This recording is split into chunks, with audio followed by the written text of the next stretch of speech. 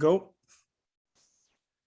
Mesdames et messieurs, bonsoir et bienvenue à cette assemblée de la Ville d'Alma du mardi 6 avril 2021.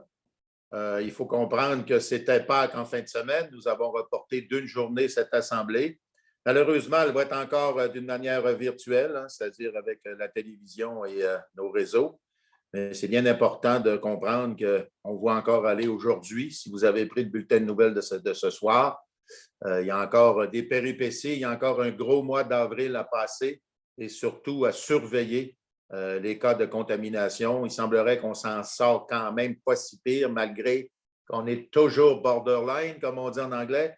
Alors, je pense que c'est important de continuer la discipline. On a peut-être eu un petit peu moins fin de semaine de Pâques, mais ça prenait un peu de chocolat. Tout le monde est revenu avec des sourires. Alors, ceci étant dit, on a une réunion quand même passablement chargée. Alors, je demanderai à M. Paradis de nous lire l'ordre du jour de ce soir. Merci, M. le maire. Donc, au point numéro 1, lecture et complément de cet ordre du jour. Au point 2, une exemption de la lecture des procès-verbaux des séances ordinaires et extraordinaires tenues les 15 et 29 mars 2021. Au point 3, approbation des 10 procès-verbaux. Au point 4, une proclamation pour la Semaine nationale du don d'organes et de tissus. Au point 5, une proclamation pour la Journée internationale contre l'homophobie et la transphobie. Au point 6, pandémie de la COVID-19, impact financier, constitution d'une réserve à partir d'une affectation du surplus. C'est la récision de la résolution numéro 256-18-2020. Au point 7, Centre d'excellence sur les drones incorporés, Centre de préqualification de systèmes de drones, projet Qualia. Ça concerne les investissements de 2021 et c'est la contribution financière de Ville d'Alma. Au point 8, une demande d'exemption de taxes pour le Centre de services aux bibliothèques publiques du Saguenay-Lac-Saint-Jean incorporé. Il s'agit d'une révision. Au point 9, un mandat pour une étude de bruit concernant l'intersection du boulevard Maurice-Paradis et de la rue Scott-Ouest. Au point 10, route 169, carrefour giratoire Île-Maligne, réduction de la limite de vitesse, c'est une demande au ministère des Transports. Au point 11, service budgétaire Lac-Saint-Jean-Est, c'est une contribution financière. Au point 12, spectacle aérien international de Bagotville, survol du territoire de la ville d'Alma, c'est une autorisation. Au point 13, des soumissions pour un gazebo en bois massif pour le parc Falaise. Au point 14, des soumissions pour la fourniture de décorations lumineuses de Noël. Au point 15, d'autres soumissions pour l'entretien des espaces verts du secteur de Saint-Cœur-de-Marie. Au point 16, des soumissions pour l'acquisition d'une dameuse pour sentier de ski de fond. Au point 17, des soumissions pour la réfection du chemin du Vallon. Au point 18, un mandat professionnel pour la gestion informatisée des licences de chiens et de chiens dangereux. Ça concerne les services et logiciels. Au point 19, Corporation d'innovation et développement Allemand-Lac-Saint-Jean-Est, remplacement d'unités d'air climatisées non fonctionnelles, c'est une subvention. Au point 20, avenue du Manoir, fermeture d'une parcelle inutilisée de l'emprise et c'est une vente de terrain à la société Gestion Jessica Bouchard Incorporée. Au point 21, dispense de lecture et adoption du règlement 357-2021 relatif aux conditions de service de l'électricité par le service électrique de la ville d'Alma. Au point 22, une dispense de lecture et adoption du règlement 359-2021 ayant pour objet de réviser les tarifs et conditions d'électricité du réseau municipal pour les rendre conformes à ceux révisés d'Hydro-Québec en vigueur au 1er avril 2021. Au point 23, une dispense de lecture et adoption du règlement 360-2021 afin de modifier le règlement 316-2018 qui concerne un programme municipal d'aide financière complémentaire au programme Accès-Logis Québec. Au point 24, le sommaire des déboursés pour la période du 28 février au 27 mars 2021. Au point 25, on parle d'acquisition d'actifs immobilisés. Au point 26, nous avons les affaires nouvelles. Un premier sujet qui concerne un bail au centre Mario Tremblay. C'est un centre de vaccination avec le CIUS du Saguenay-Lac-Saint-Jean. Au point 26B, nous avons une modification à la résolution 326-21-2020 qui concernait la cession de terrain au ministère des Transports du Québec. Au point 27, nous avons le rapport des comités et du maire. Et pour clore cette séance, la période des questions des citoyens. Voilà, Monsieur le maire, pour ce soir. Merci, Monsieur Paradis. Alors, si vous voulez bien, on va revenir au point 26, aux affaires nouvelles. Est-ce que certaines ou certains d'entre vous veulent mettre un sujet aux affaires nouvelles? Ça semble complet, parce que n'oubliez pas de vous identifier verbalement, parce que je ne vous vois pas tous dans mon petit pad. Et le point 27, qui est le rapport des comités, est-ce que certaines ou certains d'entre vous ont des rapports de comité concernant la ville d'Alma? C'est complet aussi, alors ça me prendrait une proposition pour accepter cet ordre du jour. Je vais la proposer, Monsieur le maire, c'est Jocelyn. Monsieur Fredette propose l'acceptation de l'ordre du jour, sera appuyé par… Je vais l'appuyer. Frédéric Tremblay. Monsieur Tremblay, Frédéric Tremblay, que j'ai reconnu. Le point 3, c'est l'approbation du dit procès-verbal de la séance. Pardon, le point 2, qui est l'exemption de la lecture du procès-verbal des séances ordinaires et extraordinaires qui ont été tenues les 15 et 29 mars 2021. Alors, proposé par François Carrier. Monsieur Carrier et appuyé de Mme Beaumont. Oui. Alors là, on est rendu au point 3, l'approbation des dits procès-verbaux. On va commencer par celui de la séance ordinaire qui a été tenue le lundi 15 mars 2021, proposé par Véronique Fortin et appuyé de M. Fortin, Alain. Le deuxième procès-verbal, qui est la séance extraordinaire, qui a été tenue le lundi 29 mars 2021, proposé par François Carrier. François Carrier et appuyé de Sylvie Beaumont. Alors, on est rendu au point 4, qui est la proclamation Semaine nationale des dons d'organes et de tissus. Et c'est M. Tremblay qui va nous faire la proposition. Oui, alors la Semaine nationale du don d'organes et tissus 2021 va se dérouler du 18 au 24 avril prochain sous le thème « Ne gardez pas tout ça en dedans, dites-le ». Alors, par cette thématique, l'organisme Transplant Québec veut plus que jamais encourager les citoyens à parler du don d'organes avec leurs proches, leurs amis et même leurs collègues de travail. Transplant Québec rappelle qu'une personne peut sauver jusqu'à 8 vies par le don d'organes et redonner la santé à 20 autres personnes par le don de tissus. Plus de 90% des Québécois sont favorables au don d'organes, mais seulement 40% ont officialisé leur consentement. Donc, un consentement écrit facilite le don d'organes et de tissus lors d'un décès. Alors, le conseil municipal de la ville d'Alma, comme plus d'une centaine de municipalités à travers le Québec, souhaite appuyer cette noble cause de Transplant Québec en arborant le ruban vert ainsi que le drapeau à cette effigie lors de la présente séance. Donc, je proposerai de décréter la semaine du 18 au 24 avril 2021, Semaine nationale du don d'organes et de tissus, en soutien à l'organisme Transplant Québec. Alors, c'est proposé par M. Tremblay et appuyé de Alain Fortin. Alain Fortin.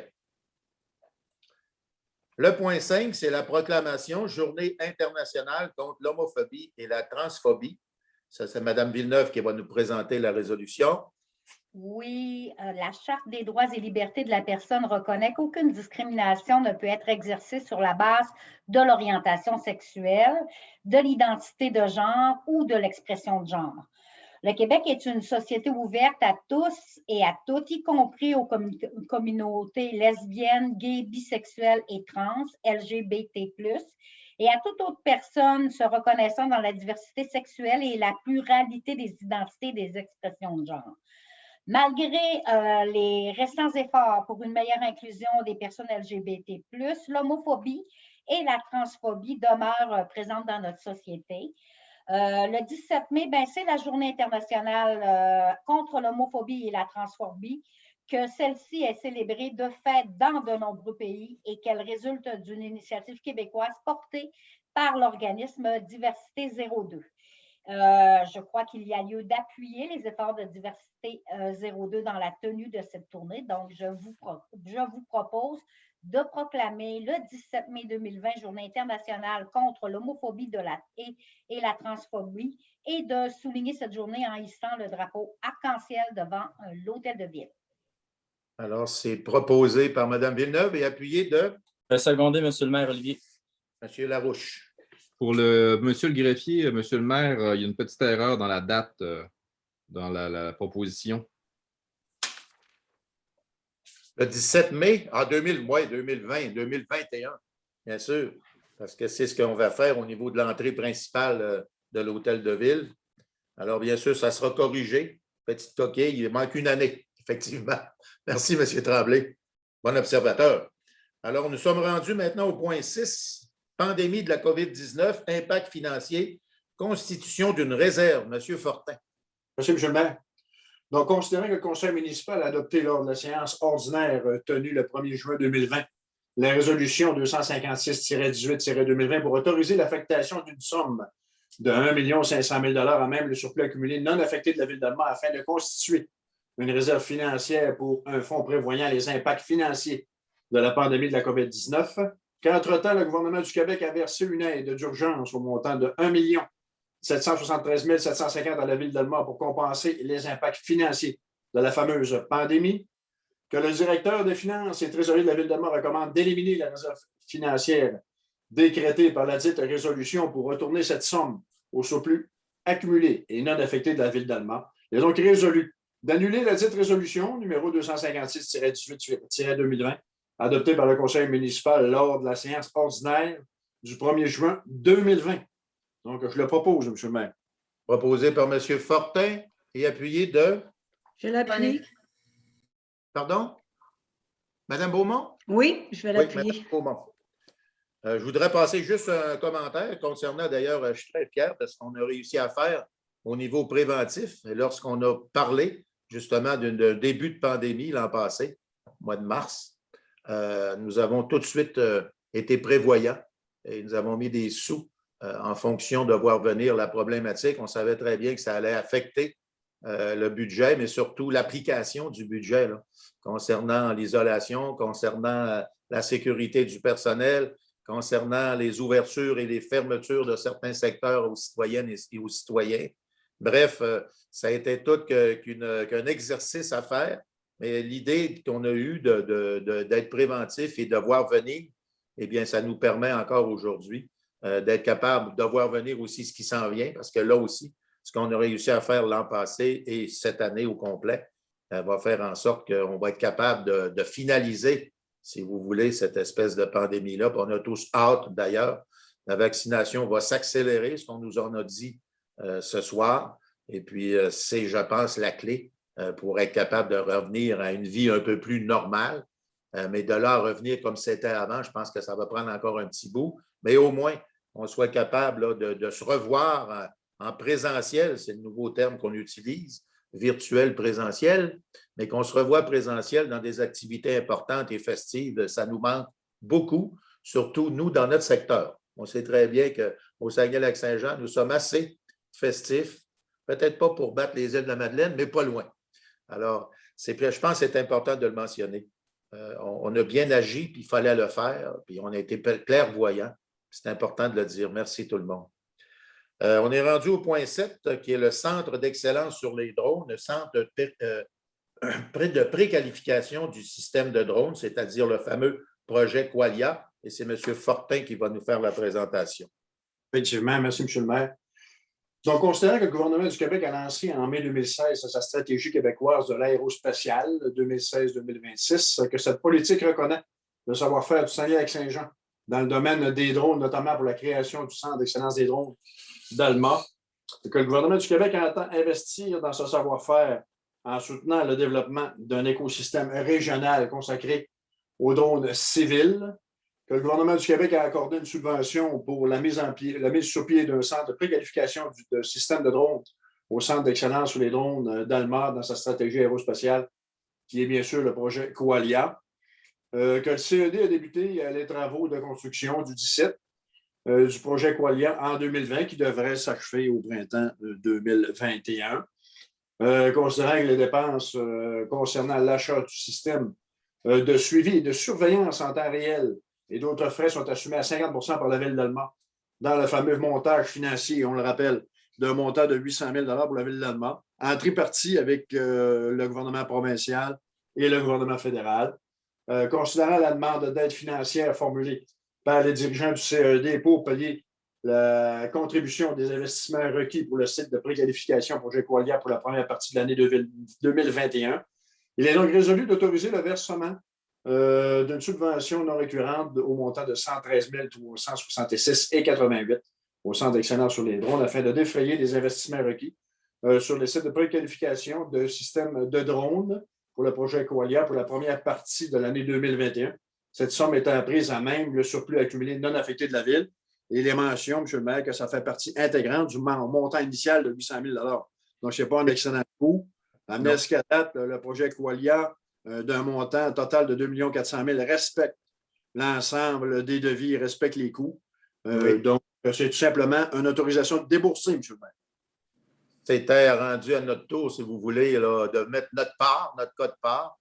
Et d'autant plus que c'est un beau projet, un immense projet, en fait. Nous sommes les seuls au Canada à avoir ce genre d'équipement. Alors, veut pas, ça va servir.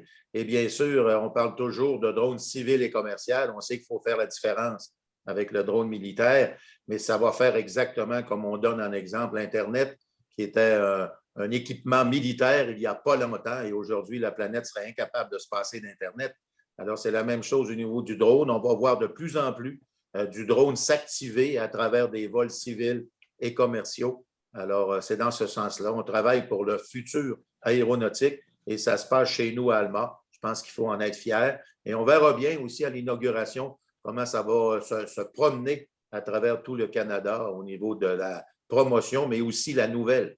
Parce qu'au niveau des revues spécialisées concernant le drone, autant aux États-Unis qu'ici au Canada, on parle souvent de nous et dans le sens positif. Alors, continuons. Je pense que c'est un beau projet qui a été difficile, mais qui s'en vient de plus en plus connu et surtout, ce qui est important, reconnu. Le gouvernement fédéral a été un peu, il a questionné un peu beaucoup de voir qu'est-ce qu'on faisait pour être certain de bien comprendre qu'est-ce qu'on faisait, puis à partir de là, eh bien, ils ont été volontaires, autant que le gouvernement du Québec. Et bien sûr, on se devait de faire notre part, mais c'est quand même des investissements importants pour la Ville d'Alma. Il y en a eu plusieurs, et puis ça va continuer dans ce sens-là. Puis j'ai hâte de voir les entreprises qui vont venir faire leurs tests et vérifier leur création, puis tout ce qu'ils ont d'appareils embarqués à l'intérieur de ces systèmes-là. Merci, M. Fortin. Il y a déjà quelques entreprises qui ont sonné à la porte. On ne mentionnera pas les noms ici parce que, bien sûr, il y a des entreprises qui veulent garder comme l'anonymat un petit peu parce que ce genre de projet-là, ils se regardent l'un l'autre, les entreprises. Fait qu'à ce moment-là, c'est pas évident. Là. Souvent, c'est des questions de brevets. Oui, c'est comme tant qu'il y a aussi longtemps. Oui, il y a un peu, il y a sûrement un peu d'espionnage industriel, mais on essaie le plus possible, ces entreprises-là, de garder secret leurs inventions. Alors, ceci étant dit, c'est présenté par vous, M. Fortin? Oui, effectivement, je le recommande, M. le maire. Je vais l'appuyer, M. le maire Jocelyn. Appuyé de M. Fradette. Point 8, demande d'exemption de la taxe foncière, centre de service aux bibliothèques. M. Tremblay. Oui, alors le Centre régional de services aux bibliothèques publiques du Saguenay-Lac-Saint-Jean, qui est une organisation qui possède un édifice qui est situé sur la rue 13, dans le quartier Nauville, qui bénéficie d'une exemption de taxes foncières depuis 2012 déjà, si ce n'est pas antérieurement. Donc, la commission municipale est à faire la révision de ces demandes-là et nous, on a comme politique à la Ville d'Alma de ne pas s'ingérer dans ce processus. Donc, on accuse simplement réception de la demande et on avise la commission municipale qu'on ne souhaite pas participer au débat sur cette question-là. Donc, j'en ferai la proposition. Proposé par M. Tremblay et appuyé de... 2 secondes. Mme Fortin.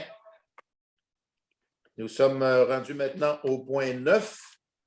Un mandat, étude de bruit, intersection boulevard Maurice-Paradis et de la rue Scott, Mme Beaumont.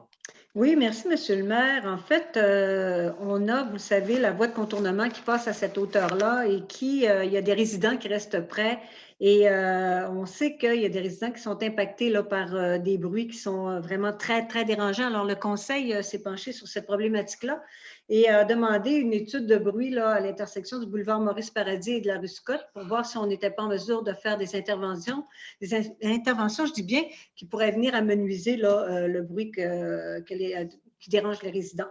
Alors, le service des travaux publics de la Ville d'Alma souhaite déterminer le niveau de bruit près de l'intersection boulevard Maurice-Paradis et rue Scott pour y apporter des correctifs.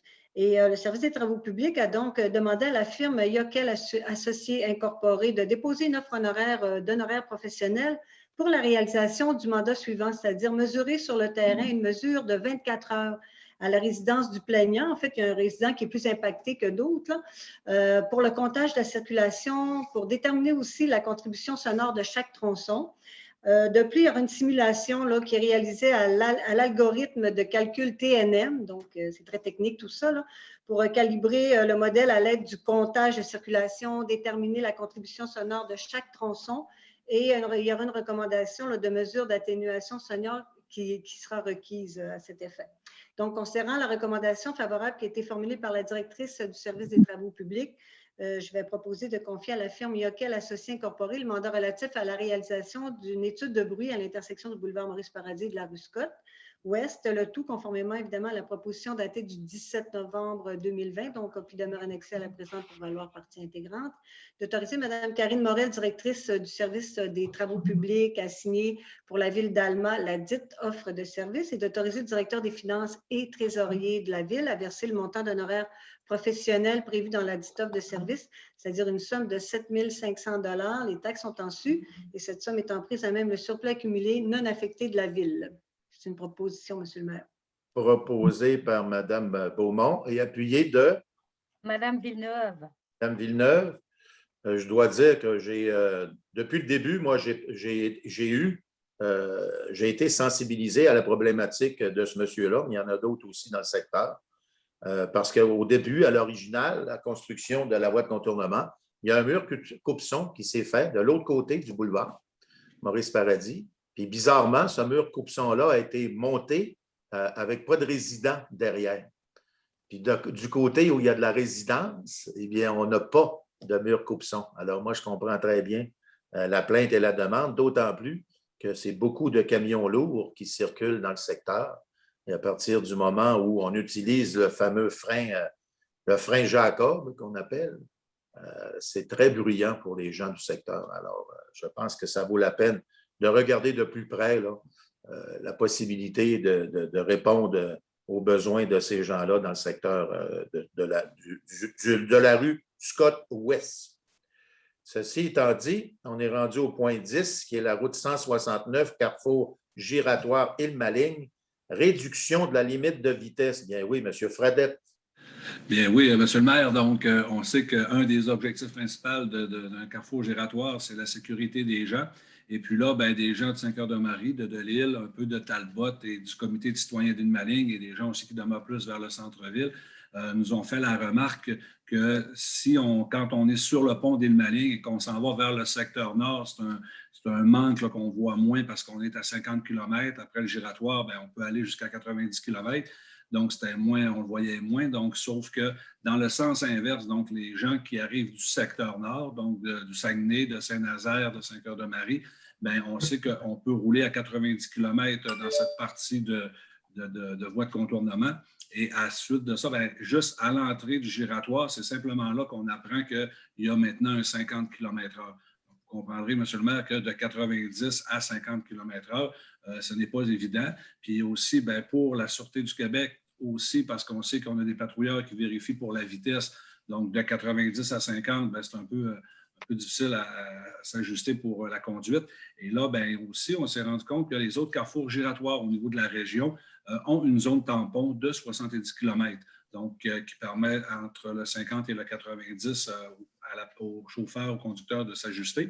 Donc, c'est ce que je proposerai, M. le maire, ce soir, que de demander au ministère des Transports, à titre de responsable de la gestion de la route 169, de réduire la vitesse de 90 à 70 km/h à l'approche du carrefour giratoire Île-Maligne en direction sud et que cette copie de résolution soit transmise à la Sûreté du Québec, poste de la MRC Lac-Saint-Jean-Est. Donc, on sait que le carrefour est quand même très sécuritaire. On parle de quelques accrochages qui est arrivé depuis son entrée en vigueur et rien de majeur là, dans les accrochages. Donc, c'est le but d'un giratoire. S'il y a des accrochages, bien, on va éviter qu'il y ait mort de personnes. Donc, petit ajustement comme ça d'une zone tampon et puis on va être encore plus sécuritaire. Une question d'habitude et être prudent, mais une zone tampon, ils l'ont tous. Alors, on va l'avoir aussi. C'est peut-être un petit oubli. On l'a peut-être échappé là, pour Oui. cette partie de zone tampon. Puis encore dire aux gens que prévoir qu'il y a deux directions, ben, je veux dire, il y a deux couloirs, mais quand on veut tourner dans la direction du quartier de Maligne ou quand on veut aller du côté Talbot, donc de se préparer en avance sur le pont, de choisir déjà notre bon couloir. La voie qu'on a besoin. Qu'on a besoin pour ne pas arriver dans la voie de droite et, comme par hasard, vouloir aller dans le quartier Île-Maligne, où là, c'est simplement les gens qui sont dans la voie de gauche qui ont un couloir pour y entrer.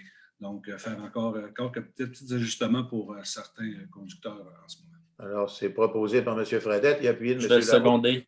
Ah, oui, je vais le seconder. Puis si je peux ajouter, M. le maire, c'est déjà le cas de tampon de 70 km/h du côté nord du carrefour giratoire de l'île. Donc, ça va d'emblée de faire la même chose là, pour l'autre carrefour giratoire. Oui. Oui, ça sera surveillé, mais d'après moi, au niveau du ministère, il y a probablement eu cet oubli-là parce qu'ils le font ailleurs. Je ne verrais pas pourquoi est-ce qu'on ne le ferait pas ici. Je pense que c'est une question de formalité. Là, ça va être fait avec ce qu'on vient de demander. Ça vous va? Alors, on est rendu au point 11, qui est le service budgétaire Lac-Saint-Jean-Est, contribution financière. Madame Villeneuve. Oui, bien, en effet, les services budgétaires Lac-Saint-Jean-Est est un organisme sans but lucratif dont la mission vise à aider les personnes en situation de vulnérabilité et aux prises avec des difficultés financières. Bien, étant donné la pandémie de la COVID-19 et le faible taux d'inoccupation de moins de 2 % des logements à Alma, bien, ça fait qu'il est encore plus difficile de se trouver un logement. Donc, la demande d'aide financière formulée par les dirigeants de cet organisme afin de venir en aide à une vingtaine d'individus en situation de précarité et de faibles revenus qui sont prises avec des besoins urgents en matière de logement.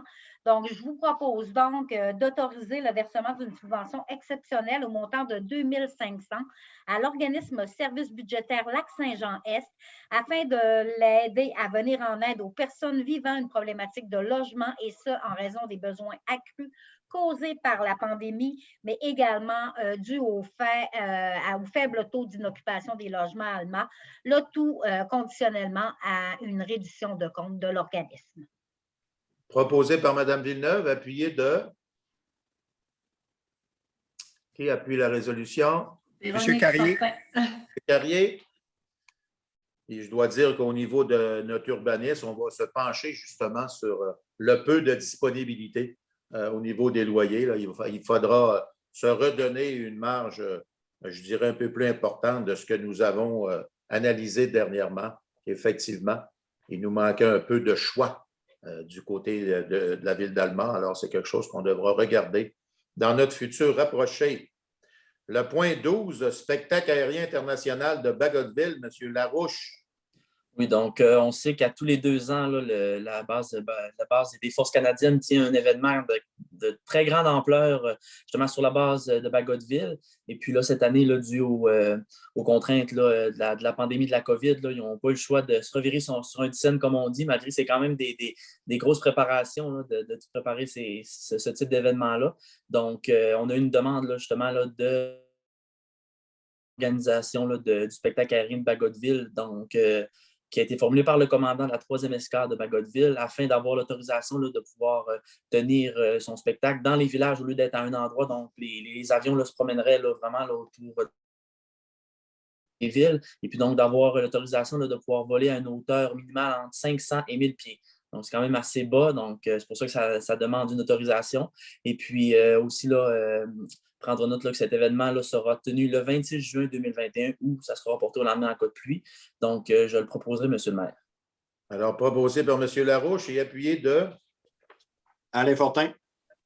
Ce qui est important de mentionner dans ça, c'est que moi, je trouve que c'est une bonne décision de la part de nos partenaires de la base de Bagotville, qui est quand même une base très importante au Canada. Et puis, bien sûr, ce pageant aérien-là fait partie de notre histoire, je dirais. Et puis, dans ce moment de COVID, l'idée qu'ils ont eue, justement, c'est d'aller vis-à-vis des populations autour de notre région. Et ils vont aller jusque dans le secteur de la ville de Québec et les environs. Et puis, la plupart des avions qu'on voit habituellement à la base vont survoler nos régions en soulignant les efforts qui ont été faits de la population et surtout les problématiques que la COVID nous a amenées. Je pense que ça va être un moment qui va nous soulager un peu des problèmes d'impossibilité de se voir en groupe. Alors, on va pouvoir voir ces appareils-là, puis soyez assurés que tout va être fait avec sécurité parce que ça ne se passera pas au-dessus de nos maisons à ces altitudes-là. Ça va être en périphérie, comme ils font d'ailleurs quand ils sont à la base de Bagotville. Les avions ne font pas de manœuvres dangereuses au-dessus de la population. Ils le font constamment éloignés du côté des grands champs et des espaces libres. Alors, c'est dans ce sens-là où ça va aller. Nous sommes maintenant rendus au point 12, c'est-à-dire au point 13, qui est une soumission, le gazebo en bois massif pour le parc Falaise. Monsieur Tremblay. Oui, je sais qu'on a sorti la nouvelle la semaine dernière à la ville d'Alma. Je ne l'ai pas vu repris nulle part ailleurs dans les médias, par contre, à part peut-être à Planète. Et dans le fond, les gens ont vu passer précédemment qu'on a déjà donné un contrat pour la réfection, en fait, pour un nouveau bâtiment sanitaire près de la rivière, près des jeux d'eau actuellement. Et donc, un autre contrat aussi qui a été donné pour la démolition de l'ancien bloc sanitaire à l'entrée du parc Falaise. Donc, on va faire quelque chose de nouveau, de mieux, d'intégrer à même la colline. Et sur le sommet de ce bâtiment-là, on va ajouter un gazebo en bois massif, donc une espèce de promontoire, de belvédère que les gens vont pouvoir utiliser, soit pour admirer la vue ou encore soit pour faire de mini-rassemblements quand ça sera permis ou qui sait, des spectacles, on verra bien. Donc, on est allé en appel d'offres sur invitation pour la conception d'un plan personnalisé et la fabrication en usine des pièces de bois, incluant tous les matériaux nécessaires au montage de ce gazebo en bois massif. Et on a ouvert les soumissions le 10 avril 2021. Il y en a une qui a été reçue, celle de Produits Boréal Incorporé, au prix total, taxes incluses, de 13 107,15 $. Donc, le tout est conforme. Donc, je proposais qu'on considère cette seule soumission conforme reçue et qu'on octroie le contrat à Produits Boréal Incorporé d'Alma pour 13 107,15 $. Et ça sera pris dans le projet d'immobilisation 87. Alors, c'est présenté par M. Tremblay et appuyé de... Je vais appuyer, M. le maire, M. Carrier. M. Carrier, effectivement. Puis encore une fois, on modernise notre parc Falaise et ça va être de toute beauté quand tout va être terminé. Puis c'est un parc qui est à proximité de la population, un petit peu plus accessible, je dirais, rapidement que là, de la pointe des Américains, mais ça va dans le même sens. Ça va être bientôt, avec le travail qui sera fait, là, on va trouver des rattachements et des liens à faire. Alors, j'ai bien hâte de voir. Et puis, c'est sûr que ce secteur-là, là, ça va permettre des activités de nouveaux talents qui vont se risquer au parc Falaise avant de sauter sur les grandes scènes du Festiram, par exemple. Alors, ceci étant dit, on passe au point 14, qui est une soumission fourniture de décoration lumineuse de Noël. C'est passé Noël, Mme Beaumont. Oui, mais ça va revenir, M. le maire. Ça revient tous les ans. Oui. Bon, alors, cela dit, M. le maire, en fait, il faut vous dire que nos équipes sont en train de travailler sur de nouvelles décorations de Noël, sont en train de nous pondre, si on veut, de nous fabriquer des nouveaux prototypes. Et je pense qu'on va avoir quand même des décorations assez spectaculaires. Mais pour ce faire, bien, on a besoin de fournitures supplémentaires. Alors, on est allé en appel d'offres sur invitation pour la fourniture de cordons lumineux et de guirlandes de lumière pour remplacer les équipements défectueux. Les soumissions suivantes ont été reçues le 22 février 2021. Leblanc Illumination Canada Joliette, 15 957,87 et groupe Artea Incorporé de la Prairie, en montant 19 531,83. Les taxes sont incluses. Alors, concernant le rapport d'analyse qui a été produit par l'acheteur municipal et la directrice du service des travaux publics, qui précise la conformité des soumissions reçues et les taxes incluses, je propose de considérer la plus basse soumission conforme reçue et d'octroyer le contrat pour la fourniture de cordons lumineux de guirlandes de lumière pour remplacer les équipements défectueux de la firme Leblanc Illumination Canada de Joliette pour un coût de 15 957,87 taxes incluses. Cette somme étant prise à même la disponibilité prévue à cette fin au projet d'immobilisation numéro 98. Alors, c'est présenté par Mme Beaumont et de... M. Carrier. Carrier. Alors, c'est beau. Oui, Le point 15, c'est une autre soumission, entretien des espaces verts du secteur de Saint-Cœur-de-Marie. C'est M. Larouche. Oui, donc on sait que pendant la pandémie, il y a plein de choses qui sont en pause, mais donc on n'a pas le choix de l'entretenir. Donc, on est allé en appel d'offres sur invitation pour l'entretien des espaces verts du secteur de Saint-Cœur-de-Marie. Donc, on a reçu les soumissions suivantes. Donc, la première, Nutrit Belle Pelouse incorporée d'Alma pour un montant là, avec taxe en su pour les 2022 de 43 520. Le deuxième soumissionnaire, la Chambre 51 800.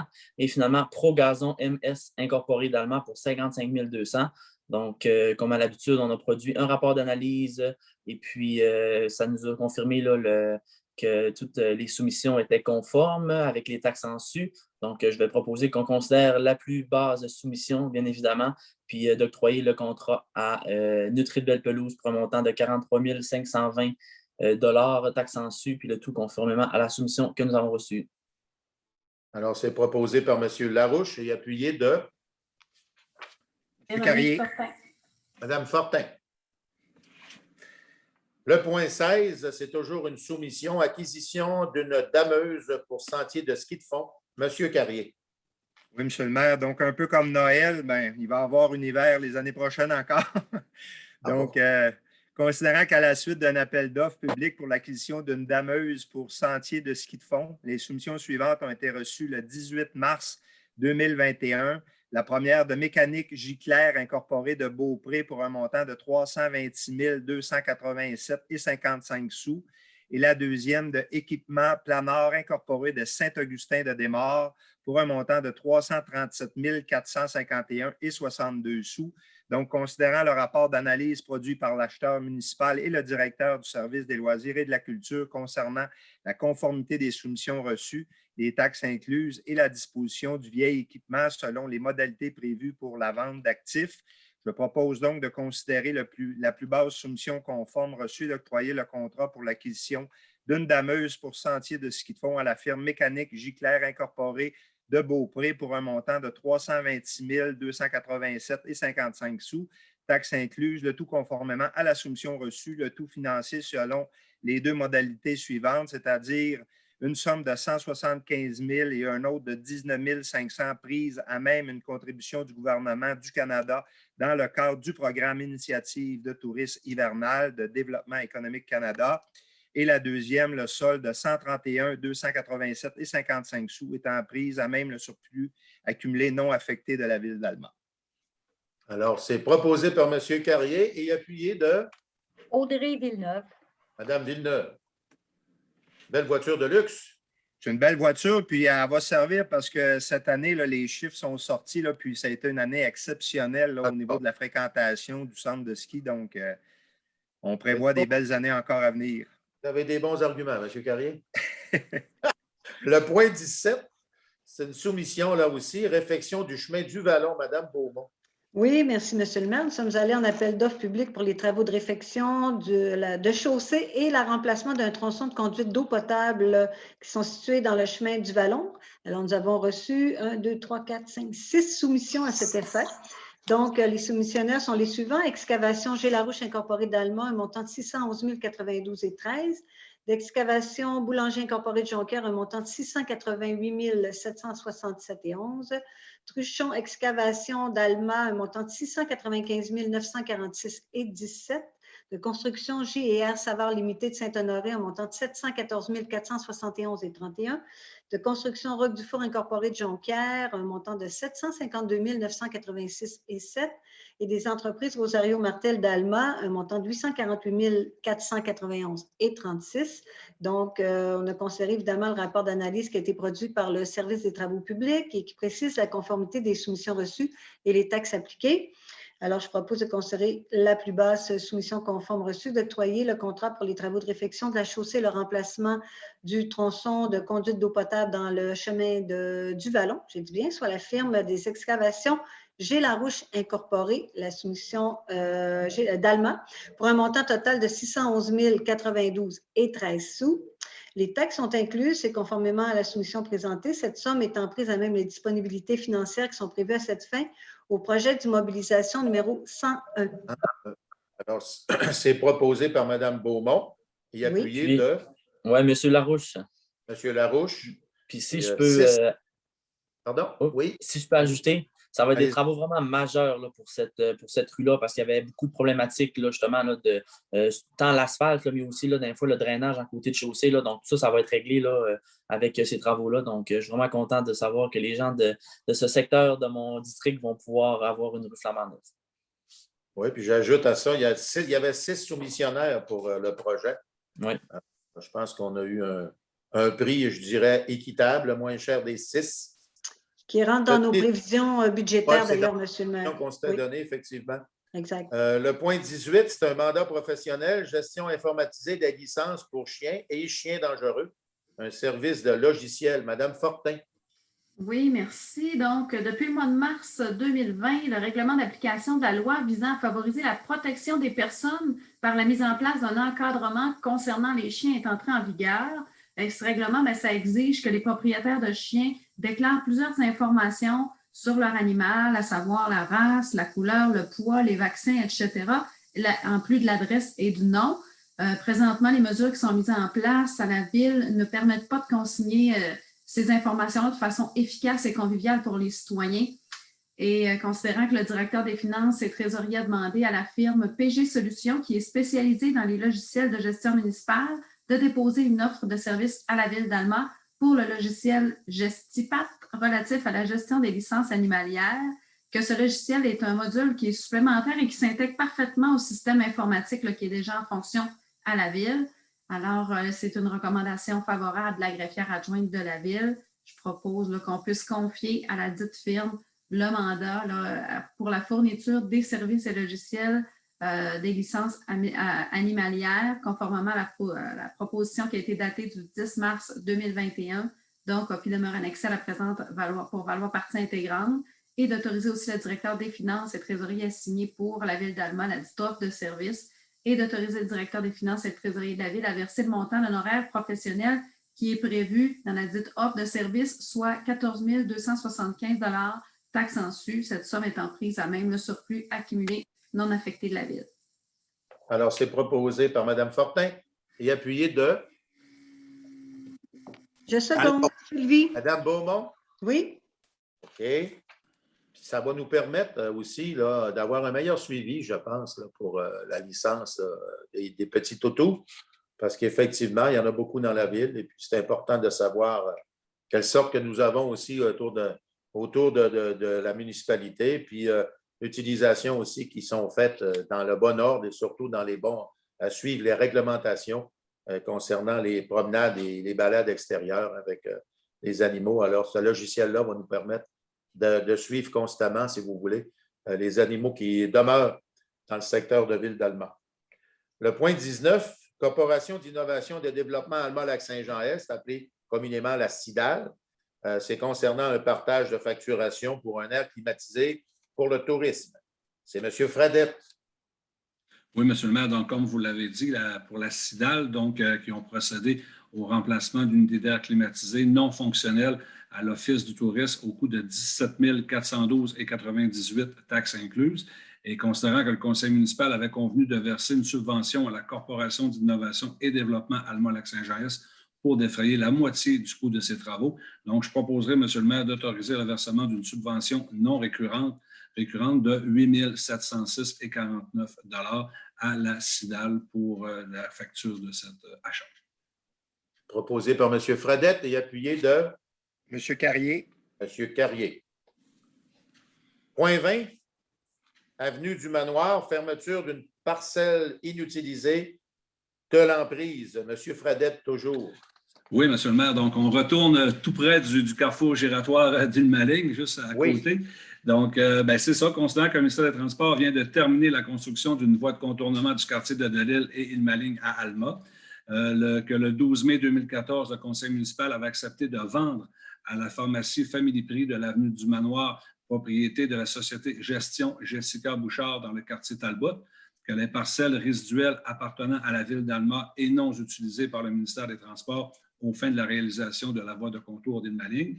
Et considérant que cette décision faisait suite à la recommandation du CUE, Donc, le comité d'urbanisme d'environnement, motivé par l'absence d'intérêt public de ces parcelles résiduelles ainsi que par les besoins de la pharmacie de ces terrains, afin de stationnement et pour permettre un projet d'agrandissement et de modernisation, et que le comité d'urbanisme et environnement recommande de vendre ces parcelles de terrain inutilisées aux conditions suivantes. Donc, premièrement, le prix est fixé à 3,29 $ le pied carré, sauf pour les parcelles cédées à la Ville d'Alma par le ministère des Transports, dont le prix est fixé à 4,29 $ le pied carré en raison des investissements effectués. Et deuxièmement, que les honoraires professionnels sont à la charge de l'acquéreur et que le projet de contrat rédigé par Mme Justine Eglicher, notaire. Donc, je proposerai, M. le maire, que cette parcelle de l'entreprise de l'avenue du Manoir soit acquérie dans la circonscription Lac-Saint-Jean, donc à la firme Gestion Jessica Bouchard Incorporée, propriétaire de la pharmacie Cise ou le Manoir du Rocher sur l'avenue. Alors, comme on dit, ce n'était pas nécessaire, ces terrains-là, au niveau du ministère. Alors, c'est juste normal qu'on remette les choses en place. Alors, oui, c'était proposé par M. Pardon? Puis, oui? Excusez, puis aussi, oui. Considérant aussi tout l'agrandissement et les rénovations que la pharmacie a fait, donc ça vient compléter justement les sous qui ont été mis dans cette rénovation-là, qui est justement super beau avec le décor autour de ce giratoire-là. Bien adapté. Alors, proposé par M. Fredette et appuyé de... Je vais le seconder, M. le maire, Sylvie. Mme Beaumont. On est rendu présentement au point 21, la dispense de lecture et adoption du règlement 357-2021 concernant les services électriques de la Ville d'Alma. Mme Beaumont. Oui, je vous en fais la lecture. Alors, considérant que le projet de règlement 357-2021 a été déposé et adopté par le Conseil municipal lors de la séance extraordinaire qui s'est tenue le 29 mars 2021, considérant qu'une copie du projet de règlement 357-2021 a été remise aux membres du Conseil à l'intérieur des délais prévus à l'article 356 de la Loi sur les cités et villes, considérant que tous les membres du Conseil présents déclarent avoir lu le règlement et renoncent à sa lecture, et considérant que mention est faite de l'objet du règlement et de sa portée, je propose d'adopter le règlement 357-2021 relatif aux conditions de service de l'électricité par le service électrique, je dis bien, de Ville d'Alma. Le règlement est présenté par Mme Beaumont et appuyé de... M. Carrier. M. Carrier. Un document de 42 pages, il fallait avoir une dispense de lecture, effectivement. Oui. Le point 22, qui est une dispense de lecture, encore une fois, pour le règlement 359-2021, ayant pour objet de réviser les tarifs et conditions d'électricité, concernant aussi pour balancer avec Hydro-Québec. Alors, c'est M. Carrier, cette fois-ci, qui présente la résolution. Donc, très similaire, M. le maire. Donc, considérant que le projet de règlement 359-2021 a été déposé et adopté par le Conseil municipal lors de la séance extraordinaire tenue le 29 mars 2021, considérant qu'une copie du projet du règlement 359-2021 a été remise aux membres du Conseil à l'intérieur des délais prévus à l'article 356 de la Loi sur les cités et villes, considérant que tous les membres du Conseil présents déclarent avoir lu le règlement et renoncent à sa lecture, considérant que mention est faite de l'objet du règlement et de sa portée, je propose donc d'adopter le règlement 359-2021 ayant pour objet de réviser les tarifs et conditions d'électricité du réseau municipal pour les rendre conformes à ceux révisés d'Hydro-Québec en vigueur le 1er avril 2021. C'est présenté par M. François Carrier et appuyé de... M. Fortin. M. Fortin. C'est dans la même ordre de grandeur que celui d'avant, alors dispense de lecture. Le point 23, c'est une dispense de lecture aussi, c'est l'adoption du règlement 360-2021 afin de modifier le règlement 316-2018. Madame Fortin. Oui, merci. Donc, le verbiage va se ressembler, mais c'est une résolution différente. Alors, considérant que le projet de règlement 360-2021 a été déposé et adopté par le Conseil municipal lors de la séance extraordinaire du 29 mars 2021, qu'une copie du projet du règlement 360-2021 a été remise aux membres du Conseil à l'intérieur des délais prévus à l'article 356 de la Loi sur les cités et villes, que tous les membres du Conseil présents déclarent avoir lu et renoncent à la lecture, que mention est faite de l'objet du règlement et de sa portée. Alors, il est proposé qu'on puisse adopter ce dit règlement. Alors, c'est proposé par Mme Fortin et c'est appuyé de... Audrey Villeneuve. Audrey Villeneuve. Point 24, qui est le sommaire des déboursés, période du 28 février au 27 mars. Monsieur Fortin. Merci, M. le maire. Donc, il est donc résolu d'approuver ce sommaire des déboursés pour la période du 28 février au 27 mars 2021 qui s'établit comme suit. Les déboursés par émission de chèques ont totalisé 462 276,43 et les paiements effectués par Internet et transfert direct ont totalisé 9 068 551,71 pour un grand total de 9 530 828,14. Au cours de la même période, le travail effectué en temps supplémentaire s'élève à 42 084,92 sous. Donc, je propose ce sommaire des déboursés, M. le maire. Donc, c'est proposé par M. Fortin et appuyé de... Qui veut appuyer ces déboursés? Sinon, il n'y aura pas de déboursés. Monsieur Carrier. Carrier. Parce qu'on voit que malgré la COVID, les services à la population et tout le travail se fait. Alors, je pense que c'est important qu'on approuve mois après mois là, ce qui se fait au niveau du budget. Le point 25, c'est une acquisition d'actifs immobilisés, puis c'est Mme Beaumont qui va nous faire la résolution. Oui, merci, M. le maire. En fait, ce sont des silhouettes flexibles que dont le Conseil veut se munir. Ce sont des silhouettes qui vont être placées à différents endroits dans la ville là, pour rappeler aux conducteurs qu'on doit faire attention, être prudent et aller plus lentement quand on arrive dans des zones où, entre autres, il y a des écoles ou des parcs ou des garderies. Alors, donc, nous sommes allés, je propose d'autoriser les acquisitions d'actifs immobilisés suivantes, qui sont 16 silhouettes flexibles ayant la forme d'un enfant, avec message pour sensibiliser les conducteurs auprès du seul soumissionnaire, c'est-à-dire la firme Signalisation Qualitech Incorporée d'Alma, pour un coût total de 10 957,12. Les taxes sont incluses. Cette somme étant prise à même les disponibilités financières prévues à cette fin au projet du bien d'immobilisation numéro 100. Et dans chacun des secteurs de chacun des conseils municipaux, il y aura 2 silhouettes qui seront placées. Alors, on devrait être en mesure de le faire au courant de l'été, là, assez rapidement. Proposé par Beaumont et appuyé de Audrey Villeneuve. Mme Villeneuve. Nous sommes rendus maintenant aux affaires nouvelles. Le point 26A, qui est un bail concernant le centre Mario Tremblay, centre de vaccination, et c'est M. Carrier qui va nous présenter la résolution. Oui, M. le maire, nous avons des nouveaux locataires. Oui. Donc, considérant que le CIUS du Saguenay-Lac-Saint-Jean désire louer certains locaux au centre Mario Tremblay, situé au 605 boulevard Saint-Luc, pour en faire un centre de vaccination de la COVID-19 pour la période du 15 février au 15 octobre 2021, et considérant le bail intervenu entre le CIUS du Saguenay-Lac-Saint-Jean et la ville d'Alma, je propose donc que le conseil municipal autorise M. Sylvain Duchesne, directeur général, à signer pour et au nom de Ville d'Alma le bail intervenu entre le CIUS du Saguenay-Lac-Saint-Jean concernant la location de certains locaux au centre Mario Tremblay, situé au 605 boulevard Saint-Luc, pour la période du 15 février au 15 octobre 2021, en espérant le tout avant le 15 octobre. Ce n'est pas parce qu'on ne veut pas louer, mais on parle là, peut-être que l'ensemble de la population sera vaccinée pour le 24 juin. Donc, on verra. Vous souhaitez que le bail soit le moins long possible. Oui. C'est le monde à l'envers. C'est proposé par M. Carrier et appuyé de Véronique Fortin. Mme Fortin.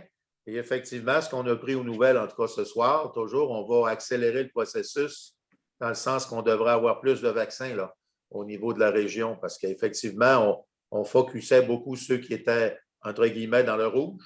C'est un peu normal là, pour éviter que cette pandémie-là s'étende encore plus gravement. Mais là, on voit qu'on a plus de vaccins. On a réussi à avoir un peu plus de différentes compagnies. Alors, c'est à espérer qu'on accélère le processus ici pour être capable d'arriver avec un été la plus protégée possible qui nous permettrait justement d'avoir plus de liberté en présentiel. Alors, c'est à suivre. Le point 26B, qui est une modification de résolution 326-21-2020, session de terrain, M. Fradette.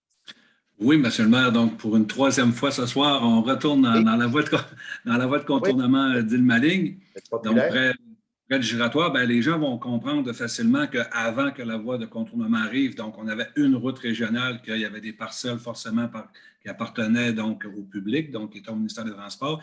Et maintenant, en redirigeant la voie de contournement, l'ancien chemin, l'ancienne avenue Dupont va devenir des parcelles à nous, donc au niveau privé pour la municipalité. C'est d'ailleurs nous qui allons en faire l'entretien de cette ancienne route-là et que la nouvelle voie de contournement devient la route régionale qui appartient au ministère des Transports. Donc, il y a des parcelles qui étaient publiques qui vont forcément devenir privées et c'est dans ce sens-là qu'on fait la résolution.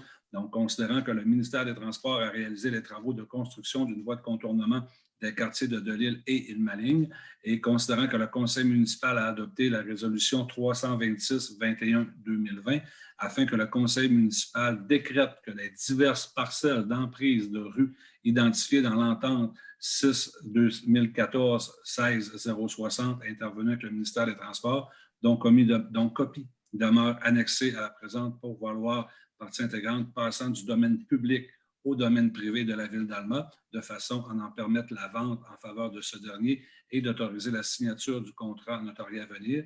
Et considérant que le ministère des Transports rappelle que le conseil municipal doit retirer le caractère public des parcelles de terrain qui seront vendues ou feront l'objet de servitude en faveur du ministère par la Ville dans le cadre de cette entente, car celles-ci sont présentement inalignables.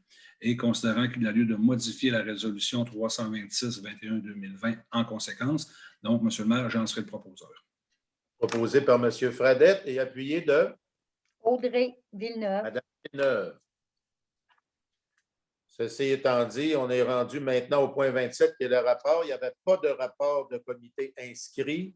Alors, nous serions rendus à la période de questions des contribuables. Vous savez qu'on a des questions qui sont posées à distance dues à notre problématique que nous avons avec la COVID. Nous en avons quelques-unes ce soir. Et je vais demander à notre directeur général de nous les mentionner et puis on donnera quelques réponses. Peut-être pas des réponses complètes pour toutes, mais on continuera à faire les démarches pour être capable de faire des réponses complètes le plus rapidement possible. Alors, M. Duchesne, s'il vous plaît, la question numéro 1. Oui, M. le maire, merci. Donc, c'est M. Jean Westphal qui nous envoie 2 questions. La première, la mission de Rempli-Vert est de réduire la consommation de bouteilles d'eau en plastique à usage unique en créant un réseau de lieux publics où les gens peuvent remplir une bouteille d'eau réutilisable. Ce réseau est d'échelle provinciale. La Ville d'Alma propose déjà plusieurs abreuvoirs publics. Est-ce qu'une affiliation avec le réseau Rempli-Vert est envisageable par la Ville d'Alma afin d'encourager nos citoyens à remplir leurs contenants réutilisables dans les installations existantes? Et la deuxième question, toujours en rapport avec Rempli-Vert, est-ce que la Ville d'Alma peut encourager, inciter, solliciter ses commerces locaux à rejoindre le réseau Rempli-Vert afin de démontrer son avant-gardisme en ce qui concerne les bouteilles à usage unique? Alors, pour cette question-là, je vais commencer par faire une entrée de réponse. Si d'autres personnes autour de la table veulent étoffer, je dirais ajouter des choses. Je vous dirais qu'au niveau du service que nous offrons à la population, vous avez vu encore, en ce qui concerne le parc Falaise, là, nous allons faire un secteur justement pour être capable d'aller chercher de l'eau potable. Et c'est à peu près un peu tout ce que nous faisons dans les services que nous offrons à la population. Pour ce qui est de s'associer à un groupe, que ce soit le Rempli-Vert et Est, peu importe, le pamphlet que j'ai reçu en fonction de cette question-là, il faudra voir de plus près de quoi ça en retourne. Ça me fait penser un peu à une entreprise privée, reste à voir. Je ne connais pas le secteur comme tel, mais je sais qu'on offre entre autres des autocollants à 15 $ l'unité et des choses de ce genre. Alors, reste à voir si la Ville d'Alma peut aussi, puis doit s'associer à ce genre de structure, mais rien n'empêche qu'on peut quand même inciter la population à limiter au maximum ce qui est la consommation du plastique. Mais de là à intervenir et à s'associer à un groupe, on n'en est pas rendu là. Et je sais qu'on a quand même des projections concernant notre développement durable. On a passablement progressé dans le secteur, c'est bien certain. Mme Fortin fait un excellent travail sur ce dossier-là. Il y a toujours des choses à améliorer, mais au moment où on se parle, on n'est pas rendu comme certaines municipalités le seraient. Mais la question qui est posée en fonction de fournir ou d'aider ou de soutenir On le fait depuis que la sensibilisation se fait en fonction du fameux plastique. Et puis, c'est bien certain qu'il y a moyen peut-être de l'accentuer, ne serait-ce qu'avec nos réseaux sociaux, ne serait-ce qu'avec certaines promotions concernant, en gros, des activités récréatives qui auront lieu cet été, par exemple. Mais pour ce qui est d'être systématiquement impliqué là, dans cette promotion-là ou cette campagne-là, la Ville d'Alma n'est pas rendue là au moment où on se parle. S'il y en a d'autres personnes qui veulent intervenir autour de la table, c'est possible de le faire. Monsieur le maire? Oui, M. Carrier, effectivement. Donc, un petit peu comme vous l'avez dit tantôt avec Mme Fortin, on a eu des discussions dernièrement. Puis, exemple, là, on va avoir aussi le nouveau skatepark.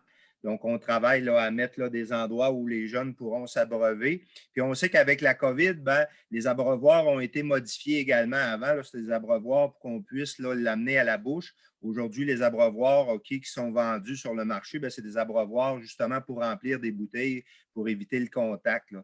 Donc, c'est bien sûr qu'à chaque fois qu'on fait un développement de parc au niveau des loisirs ou une infrastructure, on prend ça en considération. Parfait, M. Carrier. Merci beaucoup pour le complément. Alors, Monsieur le maire, oui. Monsieur le maire, moi, j'ajouterais que je vais prendre le temps, je vais aller prendre le temps d'aller lire là, sur cette certification pour en faire un compte-rendu en plénière. Oui, exactement. On va en rediscuter. C'est un peu ce que je disais parce que là, c'est nouveau pour moi, puis je vois qu'il y a des coûts reliés, attachés à ça. Alors, il faut faire attention là, comment on sollicite nos contribuables. Merci, Mme Fortin. Est-ce qu'il y a d'autres interventions qui veulent être? Alors, on va passer à la question numéro 2, M. Duchesne. Oui, merci, M. le maire. Donc, je vais aller directement à la question, si vous me le permettez, parce qu'il y a quand même un grand préambule là, pour cette question. Fait que je vais aller directement à la question. On nous pose la question suivante. Donc, c'est M. Poirodeau qui nous pose, il y a 2 questions. La première question, est-ce que le conseil municipal de la Ville d'Alma pourrait publiciser les élections municipales afin d'abord d'avoir plusieurs candidats et deuxièmement, pour que les citoyens puissent exercer leur droit de vote? Ça, c'est la première question, M. le maire. Alors, de ce côté-là, moi, je dois vous dire, parce qu'étant donné qu'on nous faisons partie de l'Union des municipalités, mais aussi par la Fédération des municipalités du Québec, les 2 unions à la grandeur du Canada, aura des promotions importantes concernant, entre autres, l'équité au niveau féminin et masculin au niveau des élections municipales, ce qui va faire passablement de promotion. Le gouvernement du Québec en fait à chaque année lorsqu'il y a des élections. Je ne pense pas que la Ville d'Alma soit dans l'obligation d'en ajouter parce qu'il est tôt pour commencer à en parler, mais je dois vous dire que ça va commencer très bientôt, parler d'élections. Et déjà, ne serait-ce que les candidats qui affirment se représenter, par exemple, les médias suivent ça de très près. Le matin, autant les médias électroniques que les médias écrits et télévisés. Alors, je pense qu'on va en parler suffisamment pour intéresser les gens. Mais en même temps, je dois dire qu'il y a un phénomène qui se passe concernant les réseaux sociaux, avec des réseaux sociaux où il y a beaucoup de hargne et de violences verbales qui sont écrits dans ces réseaux-là, fait en sorte que, semble-t-il, selon les bonnes études faites, il y a beaucoup de gens que ça inquiète et que ça repousse l'idée de vouloir se présenter dû à cette problématique-là qui est importante, qui peut faire très mal à des gens pleins de bonne volonté, mais étant donné ce qu'on voit vis-à-vis l'ensemble de l'attitude qu'il y a dans certains de ces réseaux-là, bien, ça a un effet contraire pour encourager les gens à se présenter. Et des discussions que nous avons eues, entre autres, à l'Union des municipalités, c'était un des arguments qui faisait qu'on se devait, comme regroupement, de pousser des campagnes plus importantes pour faire un contrepoids. Mais ça demeure quand même que beaucoup de gens ils songent à ne pas se présenter en fonction de ce qu'ils voient de d'autres interventions qui ont été faites sur d'autres candidatures et qui fait en sorte que ça fait craindre aux gens de le faire. Souhaitons que ça soit seulement réduit au plus minimum, mais reste qu'un fait, je dirais, c'est un effet social qui fait en sorte que ça freine certaines personnes.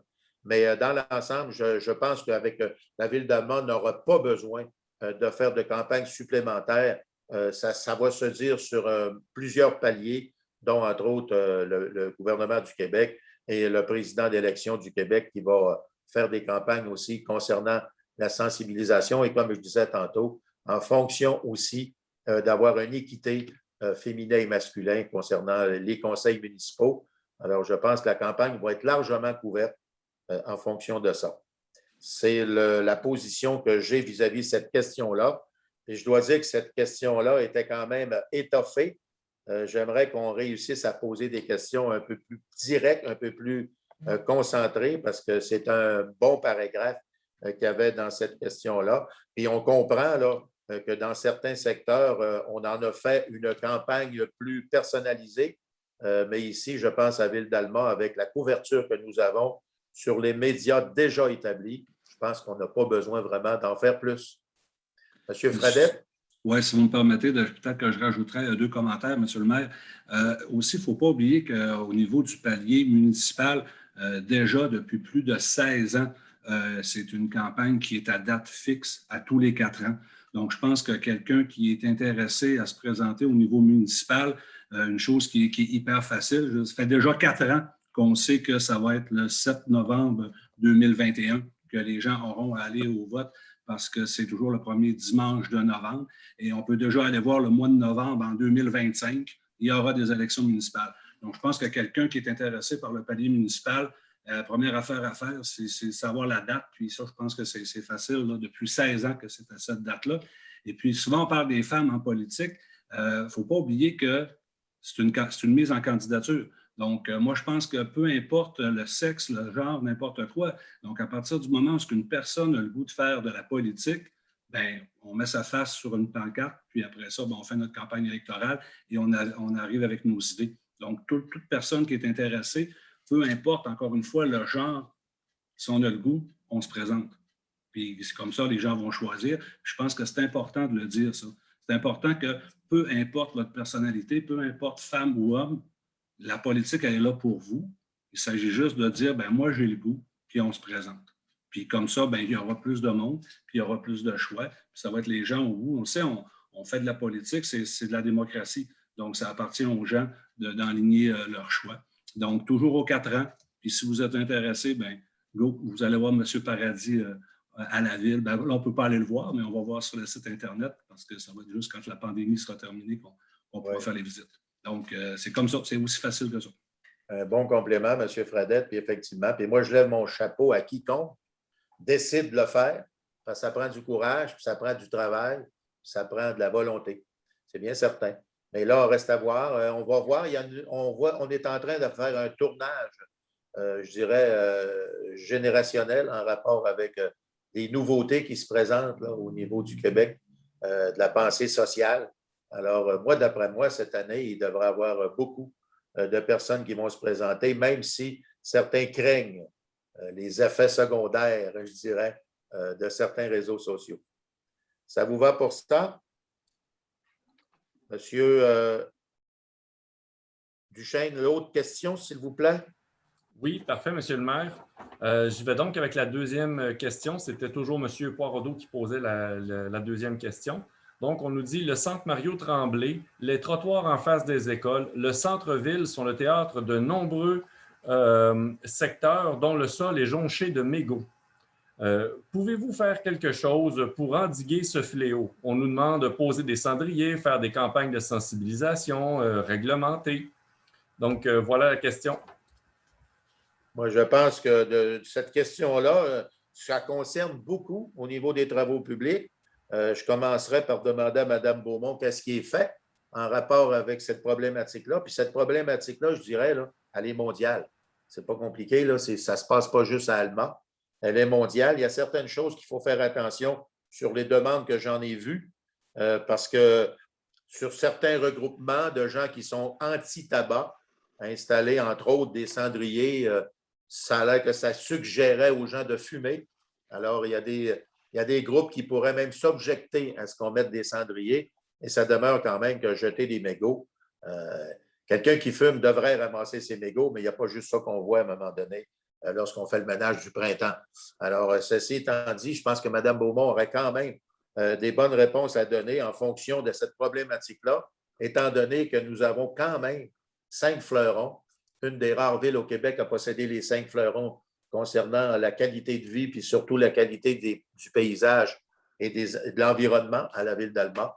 Alors, je vais laisser Mme Beaumont en ajouter concernant les efforts que les travaux publics font dans le domaine. Merci, Monsieur le maire. En fait, vous en avez dit beaucoup, mais effectivement, je vais faire quelques précisions. En fait, merci, Monsieur Poireau, pour cette question-là, parce que, comme Monsieur le maire le disait, s'il y en a qui sont préoccupés par la beauté et la propreté de leur ville, c'est bien le conseil municipal, d'autant plus qu'on est très fiers de nos 5 fleurons. Donc, on prend un soin jaloux là, à bien entretenir notre ville. Effectivement, il y a une problématique par rapport aux mégots. Je dirais que la première problématique, c'est évidemment que les gens jettent leurs mégots à terre. Déjà, si les gens étaient très sensibles à ça, ça réglerait une partie du problème. Mais le problème n'est pas si évident que ça à régler parce qu'on est en lien avec, on doit, nous, suivre une réglementation qui oblige les fumeurs à se tenir à 9 mètres d'un édifice municipal ou d'un édifice commercial. Donc, on ne peut pas mettre des cendriers près sur les immeubles, autrement dit. Et si on suit la règle du 9 mètres, le cendrier se retrouve dans le milieu de la rue. Donc, évidemment, vous comprendrez que ça, c'est une réglementation qui vient un petit peu là, nous embêter là, par rapport à la propreté des lieux. Alors, évidemment, au niveau des écoles, d'abord, premièrement, c'est la fonte des neiges. Donc là, ça s'accumule. Durant l'hiver, c'est moins apparent, mais quand ça fond, évidemment, tous les mégots, là, on les voit par terre. Alors, c'est certain que ça va être nettoyé. On n'a pas encore commencé, d'ailleurs, les grands travaux d'entretien du printemps, mais ça s'en vient. Et le Centre Mario Tremblay aussi là, fait quand même attention d'essayer d'entretenir quand même régulièrement pour s'assurer qu'il n'y ait pas d'amas.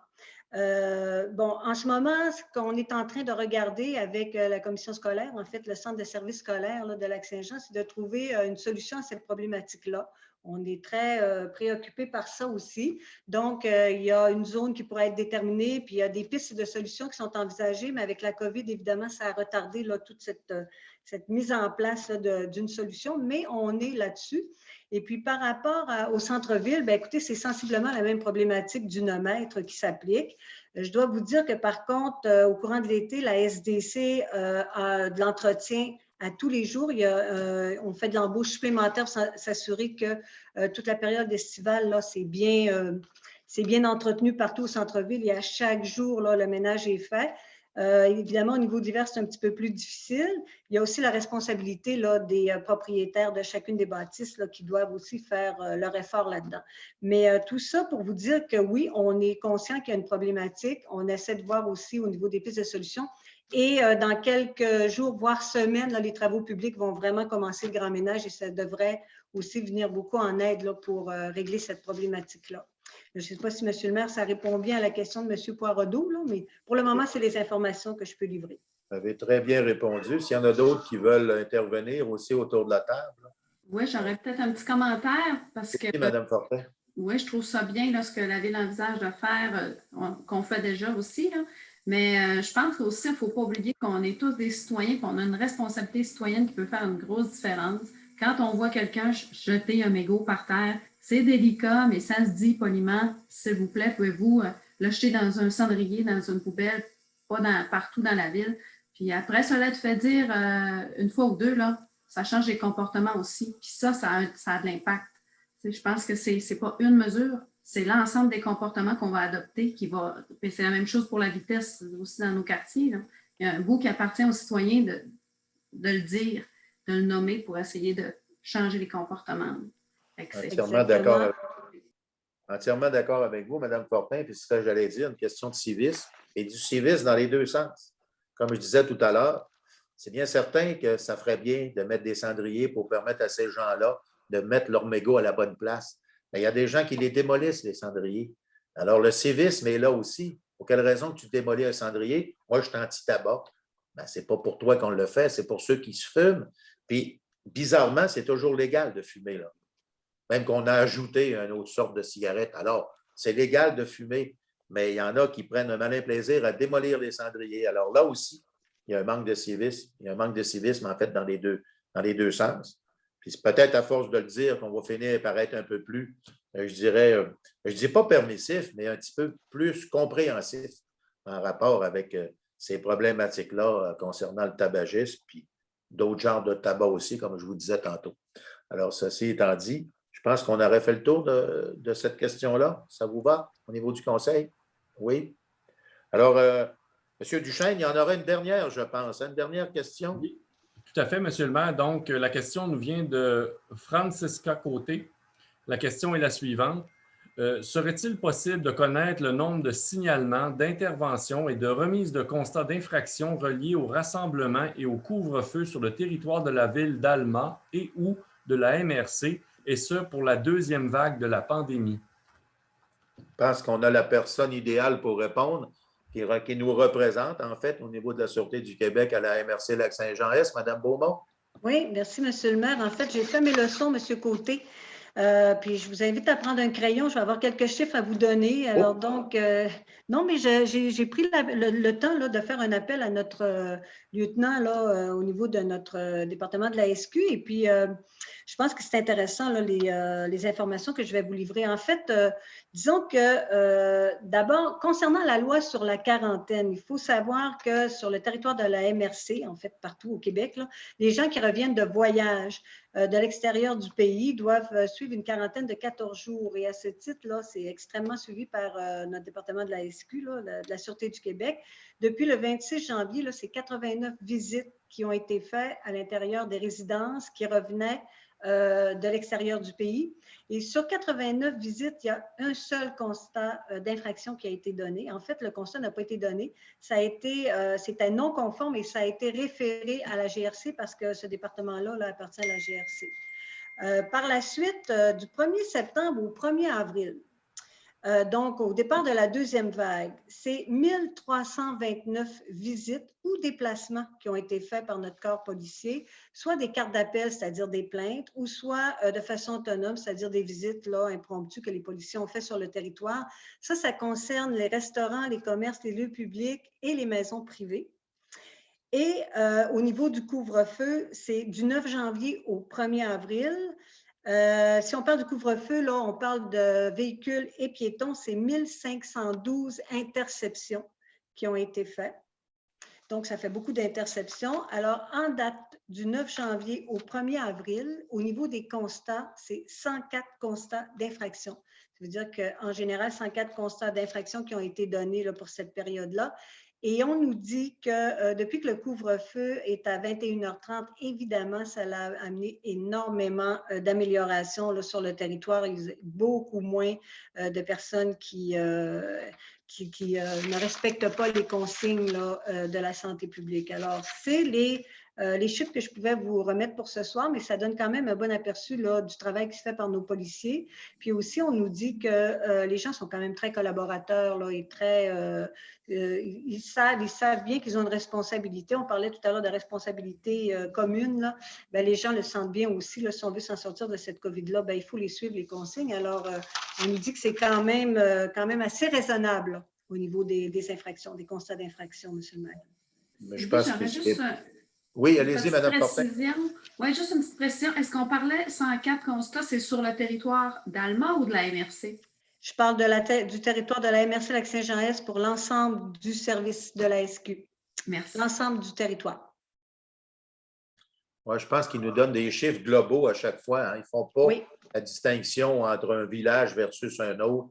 L'idée aussi, ce n'est pas de faire de compétition inversée avec tout le monde. On sait que, M. le maire, juste excusez-moi de vous couper, mais on sait qu'ils sont allés dans les territoires, même dans les chalets. Alors ça, je sais parce qu'ils ont fait des interventions dans des chalets, puis ils ont même eu à donner des contraventions. Alors, c'est vraiment l'ensemble du territoire qui a été couvert, là. Pas uniquement la ville d'Alma. Exactement. Puis, ce qui est important de retenir, c'est sûr qu'on a parlé beaucoup là, au niveau régional des policiers du côté Saguenay, parce que le quotidien est là, les journalistes sont là, ne se déplacent pas trop. Bref, on parlait beaucoup de ça. Mais il se fait du travail ici aussi. Puis là, vous venez d'en faire la preuve. Puis je pense qu'il y a une question aussi d'être raisonnable derrière tout ça, puis de prise de conscience. À force de se le dire, je ne sais pas si vous avez vu les commentaires du maire de Québec concernant le studio d'entraînement là, et son propriétaire, qui malheureusement est hospitalisé lui aussi. Alors, quelque part, je pense que c'est une réalité. Cette pandémie-là, elle est réelle. Ceux qui n'y croient pas, là, souvent, payent cher, mais font payer les autres aussi. Alors, c'est important, tout au moins, même si on n'y croit pas, de respecter le voisin que lui veut se protéger. Alors, c'est comme ça, je pense qu'on va s'en sortir. Puis comme j'ai dit depuis tout à l'heure, après cette discipline-là, puis la vaccination, ben, on pourra revenir à des contacts plus intéressants et des beaux barbecues d'été. J'espère bien toujours. C'est beau pour ça, la réponse. Y a-t-il d'autres commentaires au niveau de la table? Ça vous va? Alors, je pense qu'on aurait terminé aussi concernant les questions pour cette fois-ci. Comme Mme Fortin a dit, on va regarder de plus près, je dirais, là, concernant, entre autres, la fameuse structure qu'on appelle là, un rempli-vert Est. Alors, on verra par la suite. On donnera un suivi de ça publiquement aussi par la suite, Mme Fortin. Ça vous va? Alors, merci beaucoup. On aurait terminé. Je pense qu'on serait rendu à la clôture de l'Assemblée, la finalité de l'Assemblée. Est-ce qu'il y en a qui proposent la fin de l'Assemblée? Est-ce qu'il y a d'autres commentaires que vous voulez ajouter autour de la table? Non. Ça vous va? Je vais la proposer, Monsieur le maire. Audrey. Madame Villeneuve propose la levée de l'Assemblée. Alors, appuyez de... Une seconde. Et on s'envoie, secondé par Mme Fortin, puis on s'envoie un petit babal tout le monde. Faites attention de digérer calmement vos petits cocos de Pâques. J'espère que vous n'avez pas abusé. Ni d'alcool, ni de coco, ni de fumée. Ceci étant dit, bonne fin de soirée à tout le monde. Et, Bonsoir. M. Paradis, la prochaine date, on revient un lundi, là. Oui, ça va être le 19 avril prochain. Merci, M. Paradis. Bonne fin de soirée à tout le monde. Soyez prudents et continuons à être disciplinés. Bonsoir.